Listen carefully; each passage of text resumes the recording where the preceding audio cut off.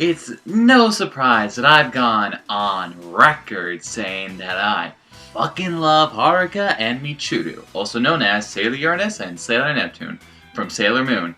They're my two favorite anime characters in the entire anime everything, and the characters that I talk about the most on this channel. I've talked about these two so much that some people are getting sick of hearing about it, while there are others that have asked me to make a full video to talk about why I love them so much. So that's what I'm here to do for my last video for this year's Pride Month. I'll talk about the origins of Haruka and Michiru, the influence the two characters have had in anime and the community, and how they have inspired me specifically. Time for me to gush all over my two favorite characters in media once again in this video called Why I Love Haruka and Michiru So Goddamn Much. First, I'd like to discuss the origins of both Haruka and Michiru in the manga by creator Naoko Chikaguchi. The biggest influence that resulted in their creation was probably the Terunozuka Revenue. What is this, you may ask? Well, the Revenue is a Japanese all-female theater troupe where women play all of the roles in lavish, Broadway-style productions of Western-style musicals,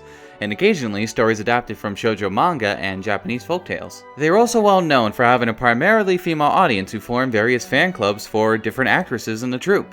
The Revenue actually gaining some controversy when some of the actresses received some love letters from fans, adding on to the already homoerotic elements of the performances. There are many theories put by Western scholars as to why this female audience is so prevalent, like women being drawn to the Revenue's inherent lesbian overtones. Another theory is that the women aren't drawn to the implicit sexuality, but the fact that these women are playing male characters, which gives them a sense of freedom. Terunozuka Revenue has been a big influence on certain anime and manga, like Princess Knight, the first manga aimed at a female audience. Some of the most famous examples are Rosa Valerius and Revolutionary Girl Utena, though my favorite example is the Zuka Club from Ouran High School Host Club. And, of course, Haruka and Michiru are based on specific character types that are featured in the theater troupe shows. There are two terms to describe what type of character the actress plays: Otokoyaku, women who play male parts, and Museme-yaku, women who play female parts. This being where the character designs and personalities of Haruka and Michiru came from. The Otokoyaku characters and their actresses are very masculine. They usually have short hair and are very tall in terms of Japanese women height. This is also the character and actress that young fangirls end up crushing on. Haruka is a female character who dresses and acts very masculine. She has short hair and is one of the tallest of the Sailor Scouts, and almost all of the inner sensei develop a crush on Haruka or enjoy being flirted on by her.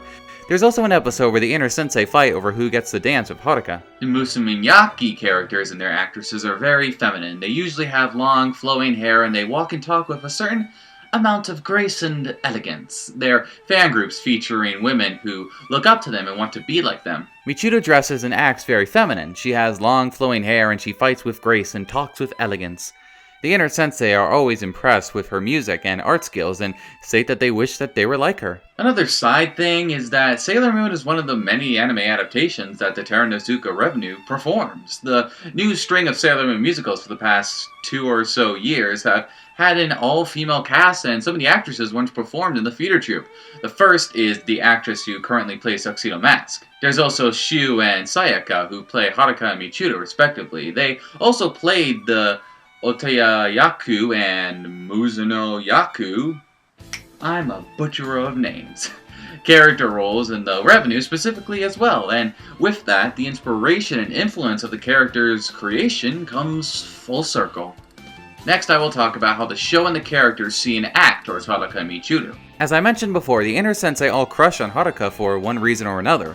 Rei in particular enjoys being flirted on by Haruka, and that the inner sensei all look up to Michiru and find her perfect at everything. There's also this cute line that Chibiusa says when they arrive at a festival. Perfect, just like my mommy and daddy. Setsuna works closely with them and even sacrifices herself to protect them in the 3rd season. Hotaru, when she becomes resurrected as a child in the 5th season, calls Michiru Michiru Mama and Haruka Haruka Papa. Now the show in the 3rd season shows Haruka and Michiru in every episode in a very similar way. Usually it starts with the inner sensei talking about something that is relevant to the episode or they are at a new location. They then look over and see Haruka and Michiru approaching them. The same romantic tune plays as Haruka and Michiru are shown in a glowing light. The inner sensei excited to see the two of them. Like this one for example. Who's hotter than us?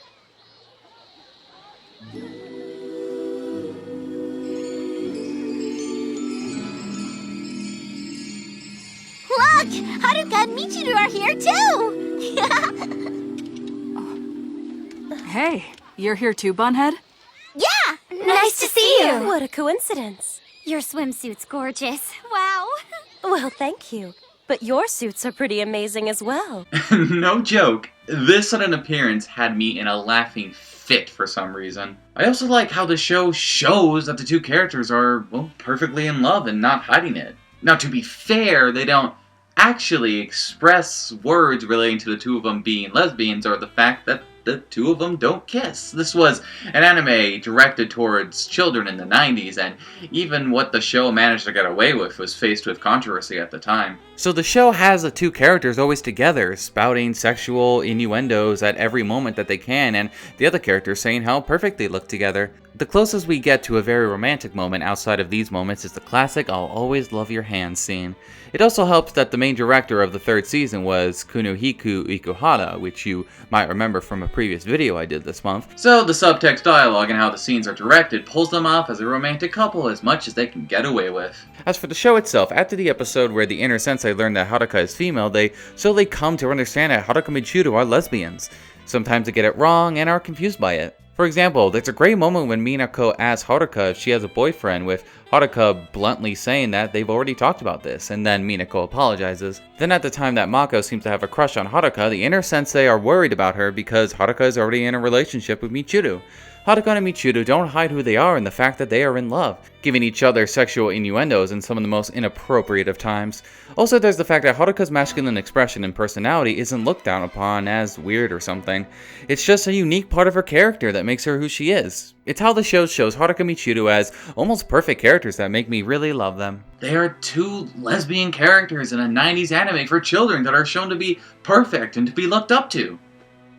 That's pretty progressive in my opinion. The next point I'll talk about is the love that the two share for each other. Their love starts in their origin story, the 90s anime version more specifically. The episode features Haruka having visions and dreams of another girl that she is destined to be with and save the world.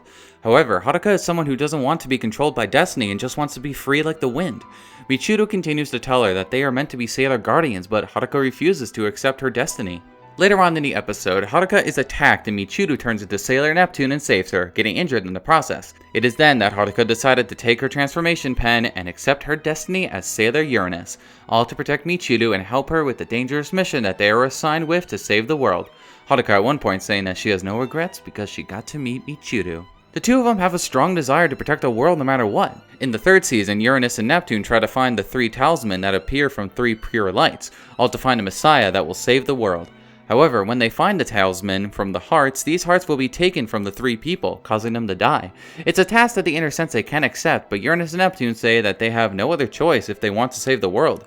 This makes Haruka often find herself dirty and wonders how anybody can love someone whose hands will do such horrible things, to which the classic line is uttered by Michiru. Hey, what is it? Haruka, it'll be alright. No matter what, I'll always love your hands. No matter how far the two of them have to go to save the world, they will always be together and face it side by side. When they realize that they themselves possess the talisman in their hearts, they sacrifice themselves to bring forth the talisman so that the others can find the Messiah. Though there are some points in the show when they almost put the world in danger to save the other, to which Michiru at one point says, world without Haruka isn't worth saving. Next up is how the two characters have affected anime and the audience itself. One of the biggest things that came from these two characters are that some lesbian characters seem to have been influenced by Haruka and Michiru. One recent example includes Shizuku and Nana from Magical Girl Raising Project, especially with Shizuku, who is a woman who presents herself very masculinely. There is also the fact that both couples are magical girls and their love for each other mirrors Haruka and Michiru as well. A popular recent example is Kenjo Akira and Kotozumi Yukari, also known as Cure Chocolate and Cure Macaron, respectively, from the popular magical girl series Pure Cure. The way that these two characters are with each other almost seems like a direct homage to Haruka and Michiru. Also because Akira's reveal as a girl is almost the same as Haruka's introduction as a girl. It's a nice little nod to two popular lesbian characters that a new generation of young girls will be able to watch and learn about sexuality. Lots of anime lesbian couples feature one character who dresses and expresses herself masculine, and the other who has sort of a grace and elegance to her. And it all started with Haruka and Michiru. Now while I can't go in specifics with this, Haruka and Michiru have had an impact on lots of queer youth or people my age. I've heard a ton of stories from people pertaining to Haruka and Michiru and their sexuality. Of course, I'm not going to tell you what these stories are since it's private and not my place to say it. But lots of people have told me that they came to discover that they were gay, lesbian, bisexual, pansexual, etc., because they watched Sailor Moon and, most importantly, Haruka and Michiru. For some people, it was their first example of seeing a queer couple in media, and they were able to discover themselves and become true to themselves because of it.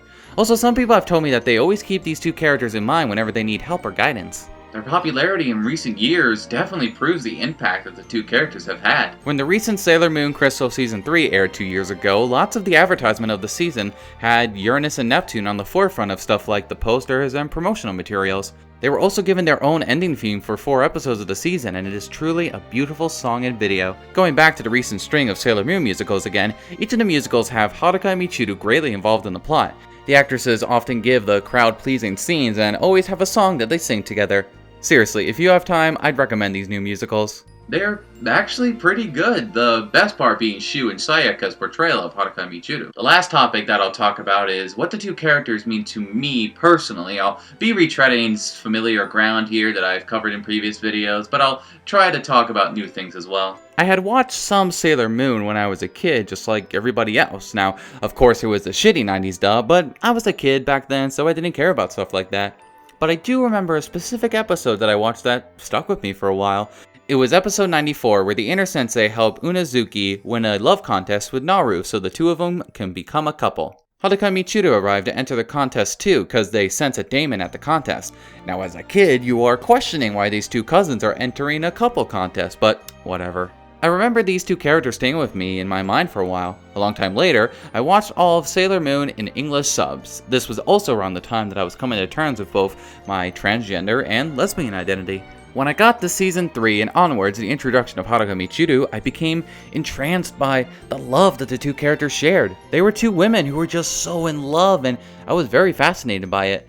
They were gay women and they weren't afraid to show it. And it was this that gave me the courage to come out as a transgender lesbian. Maybe I could have done it without the courage that they gave me, but they were a huge contributor nonetheless. They also help bring me up whenever I feel down. Literally, whenever I'm feeling really shitty, I'll watch an episode of Sailor Moon from either the 3rd season or the 5th season that predominantly features them. Then I'll feel better and be able to get through the rest of the week. Haruka and Michiru really do have that kind of an influence on me. This next part mostly centers around Haruka, as now I'll talk about how even though I am a trans woman, I like to dress and express myself more masculinely. When I came out as a transgender woman, I thought that I had to now dress and act femininely for people to see me as a woman.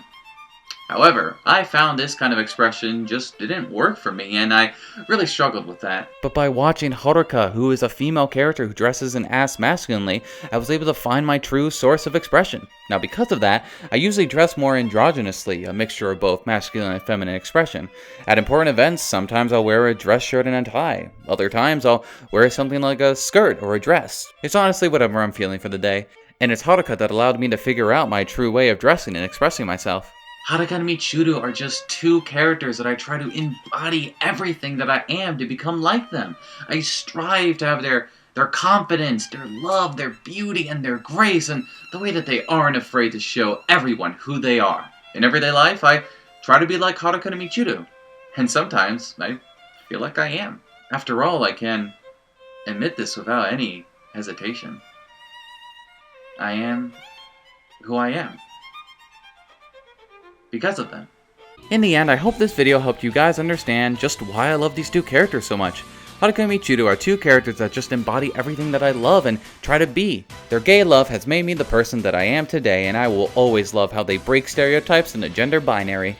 I've said it a million times and I'll say it a million more. I love Haruka and Michiru so much.